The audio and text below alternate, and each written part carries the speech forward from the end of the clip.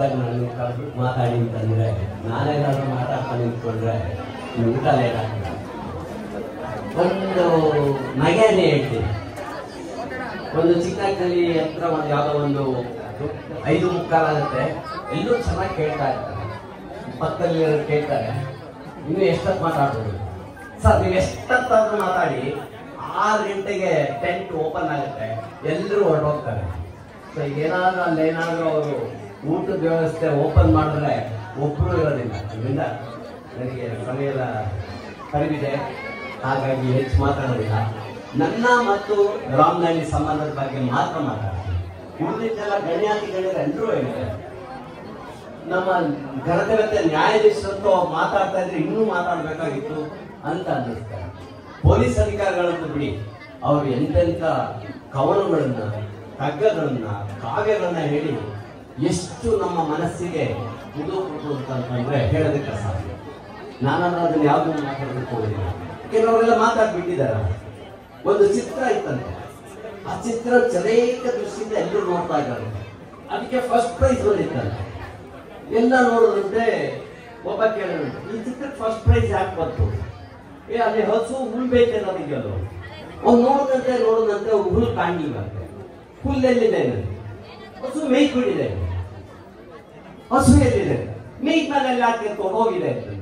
ಹಾಗಾಗಿದೆ ನನ್ನ ಕಥೆ. ಎಲ್ಲರೂ ಮಾತಾಡಿ ಮುಗಿಸಿದ್ದಾರೆ. ಇನ್ನು ನಾನು ಏನ್ ಮಾತಾಡ್ಬೇಕು? ನನ್ನ ಮತ್ತು ಈ ರಾಮನಹಳ್ಳಿಯ ಅವಿಭಾಜ್ಯ ಸಂಬಂಧದ ಬಗ್ಗೆ ಮಾತ್ರ ಮಾತಾಡ್ತೀನಿ. 60-64ನೇ ಇಸ್ವಿನಲ್ಲಿ ಈ ಸ್ಕೂಲಲ್ಲಿ ಹೋದೆ. ಮತ್ತೆ ಇಲ್ಲಿರಲಿಲ್ಲ ಸ್ಕೂಲ್. ಇಲ್ಲಿ ಅಲ್ಲಿ ಊರೊಳಗಡೆ ಒಂದು ಮೂಲೆಯಲ್ಲಿ ಒಂದು ದನದ ಕೊಟ್ಟಿಗೆ ಇತ್ತು. ಅಲ್ಲಿ ಆರಂಭವಾಗಿತ್ತು ಅವಾಗ. ಅಂದ್ರೆ ಅದಕ್ಕಿಂತ ಮುಂಚೆ ಆರಂಭ ಆಗಿತ್ತು. ನಾನು ಸೇರ್ಕೊಂಡಾಗ ಅಲ್ಲಿಂದ 1ನೇ ಕ್ಲಾಸಿಂದ 3ನೇ ಕ್ಲಾಸ್ ಅಲ್ಲಿ ಹೋದೆ. ಅದಾದ್ಮೇಲೆ 4ನೇ ಕ್ಲಾಸ್ಗೆ ಇಲ್ಲಿ ಹೊಸ ಬಿಲ್ಡಿಂಗ್ ಬಂತು.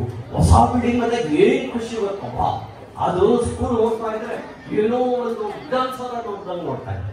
ಯಾಕೆಂದ್ರೆ ಅಲ್ಲಿಂದ ದನದ ಕೊಟ್ಟಿಗೆ, ಆ ಕೊಟ್ಟಿಗೆನಲ್ಲಿ ಆ ಕಡೆ ಹಸುನು ಕಟ್ತಾ ಇದ್ರು, ಈ ಕಡೆ ಮೇಷ್ಟ್ರು ಇರ್ತಾ ಇದ್ರು. ನಮ್ಮ ಅಕ್ಕ ಬಂದ್ಬಿಟ್ಟು ಅವರೇ ನನ್ನ ತಾಯಿ. ಯಾಕೆಂದ್ರೆ ನನ್ನ ತಾಯಿ ಕಳ್ಕೊಂಡ್ಬಿಟ್ಟಿದೆ. ಅವರೇ ನನ್ನ ಅಕ್ಕ, ಅಮ್ಮ ಎಲ್ಲ ಅವರೇ ಬಂದು ನನ್ನನ್ನು ಕರ್ಕೊಂಡು ಬಂದು ಕೂರಿಸ್ಕೊಂಡು. ಹಾಗಾಗಿ ಇಂಥ ವಾತಾವರಣದಲ್ಲಿ ಹೋದ್ರೆ 4ನೇ ಕ್ಲಾಸ್ ಆದ್ಮೇಲೆ ನಮ್ಮ ತಂದೆ ಆರ್ಬಿಟರ್ ಬಹುತೇಕ ಜನರಲ್ಲಿ ನೋಡಿದ್ದೀವಿ.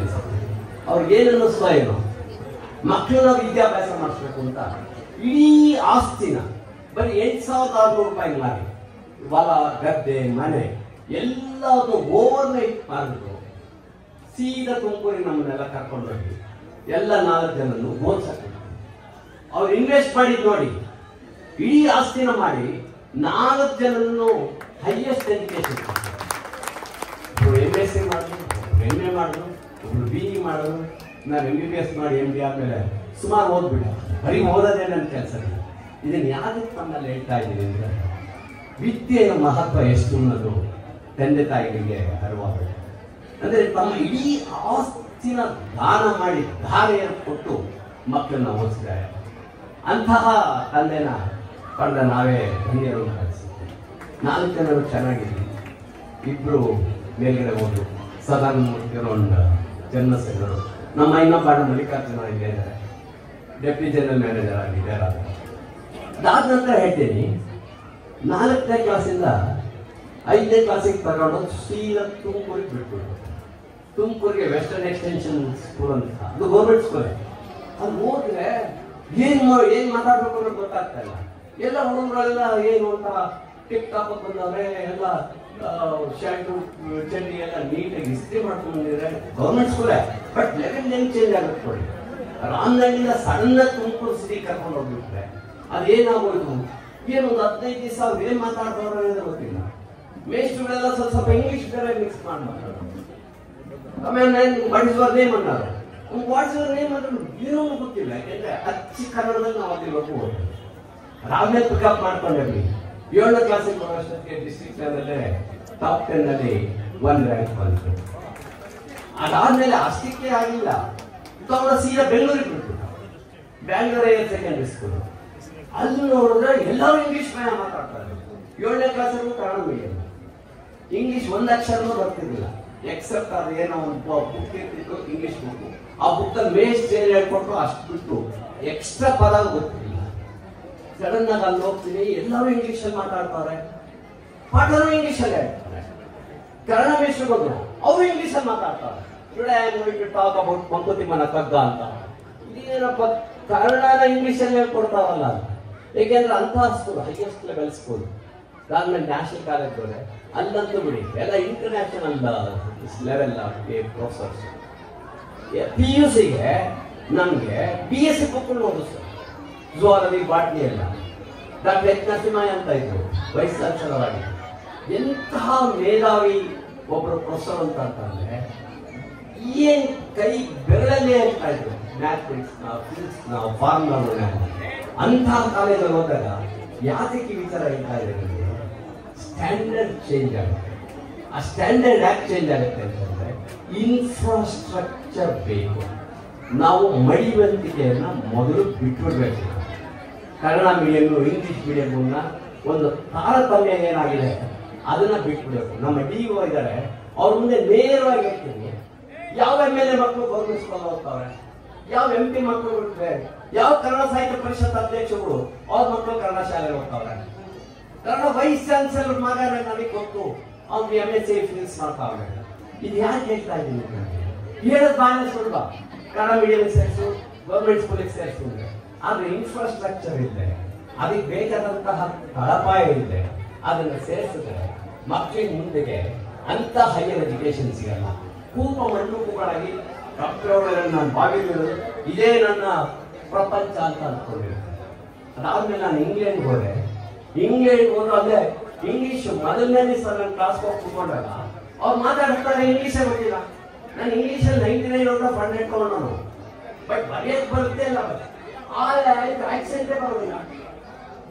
ಒಂದು ತಿಂಗಳಲ್ಲಿ ಅವ್ರ ಆಕ್ಸೆಂಟ್ ಅಲ್ಲಿ ಅವ್ರ ತರನೇ ಮಾತಾಡೋಕೆ ಶುರು ಮಾಡಿ.